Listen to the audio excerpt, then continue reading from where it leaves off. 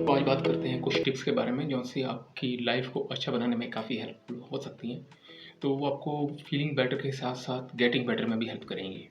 तो सबसे पहले ये है कि कभी भी आप प्रॉब्लम में हो, आपके सामने कोई समस्या हो, तो सबसे बेस्ट ये रहेगा आपके लिए कि वो आप खुद सॉल्व करें एज़ कम्पेयर टू किसी अ, पर्सन के पास जाएँ एडवाइस लेने के लिए। मैं एडवाइस लेने के लिए मना नहीं कर रहा हूँ, पर स्टार्टिंग में कम से कम अपने एफर्ट खुद लगाएँ उस चीज़ को सॉल्व करने के लिए। ये ना हो कि आप हर छोटी-छोटी बात के लिए बिना अपना दिमाग लगाए आप किसी के पास चले जाएँ उस चीज़ को सॉल्व करने के लिए। तो वो आपके लिए अच्छा नहीं रहेगा, क्योंकि उससे आपके स्किल्स जो सा प्रॉब्लम सॉल्विंग कैपेबिलिटीज़ होती हैं वो डेवलप नहीं होंगे। और अगर आपको कुछ प्रॉब्लम ऐसी हैं कि जिसके लिए आप बार-बार किसी काउंसलर के पास चले जाते हो, तो वो भी कम से कम जाएँ जितना हो सके। क्योंकि खुद पहले ब्रेनस्टॉर्म करें, अपनी प्रॉब्लम को पज़ल की तरह सॉल्व करने की कोशिश करें।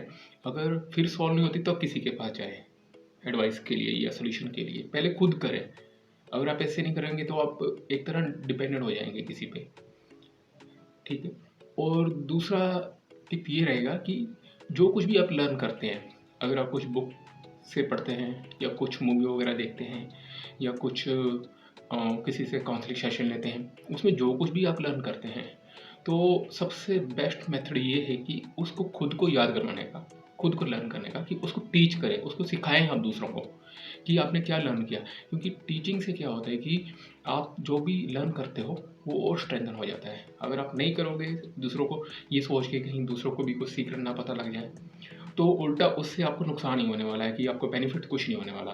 क्योंकि नॉलेज शेयर करने से ही बढ़ती है, क्योंकि उससे आपकी रिवीजन हो जाएगी। हो सकता है कि दूसरा पर्सन अपना कुछ पॉइंट ऑफ व्यू दे दे उस पे, जो सा आपके लिए मे बी बेनिफिशियल हो सकता है। तो इसलिए जो सी चीज़ें हैं, अगर आप सीखते हैं दूसरों को टीच करें ताकि वो और स्ट्रेंथन हो पाए। क्योंकि जो से टीचर होते हैं फॉर एग्जांपल के लिए, उनको काफ़ी ज़्यादा नॉलेज होती है अपने सब्जेक्ट की, क्योंकि वो टीच करते हैं दूसरों को। अगर वो टीचर ये सोचे कि मैं किसी के साथ कुछ शेयर नहीं करूँगा, सब कुछ अपने पास ही रख लूँगा, तो हो सकता है कि उस टीचर की इतनी नॉलेज ना हो, ठीक है?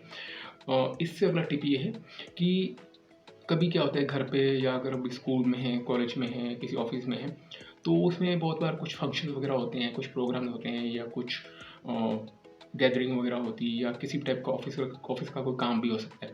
तो उसमें आप पीछे ना रहें कि और कोई कर लेगा। अगर आपको किसी को हेल्प करने की ज़रूरत भी पड़ती है कहीं पर, अगर सड़क से गुजर रहे हो, कभी ज़रूरत भी पड़ रही है, वहाँ पर कुछ लोग भी हैं, तो खुद इनिशिएटिव लें, वॉलंटरली लें कि आपको लीडरशिप का एक रोल निभाना है कि मेरे को भी कुछ हेल्प करनी है उसमें। उससे आपको काफ़ी कुछ सीखने को मिल सकता है। उससे आपकी लीडरशिप कैपेबिलिटीज़ डेवलप हो सकती हैं। उससे आपको बेनिफिट ही मिलेगा लॉन्ग टर्म में। तो एक टिप और है कि इसका नाम है येस, और येस एंड बट ट्रैप। तो येस एंड बट 2 वर्ड हैं।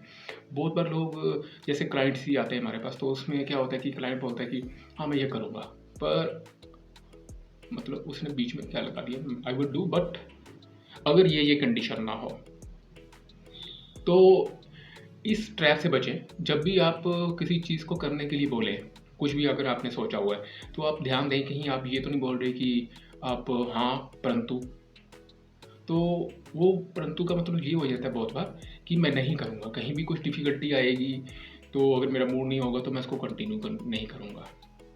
और भी बहुत सारे रीज़न हो सकते हैं, तो उस वक़्त आपको देखने की ज़रूरत है कि आप जो-सा बट लगा रहे हो, तो वो हाँ करके भी आपने एक तरह ना ही कर दी है। मतलब हाँ तो कर दी येस, पर साथ-साथ नो भी बोल दिया है, पर उसको डायरेक्टली ना बोल के इनडायरेक्टली बोल दिया, बट लगा के। तो ध्यान रखें इस चीज़ को, इस ट्रैप से बचें।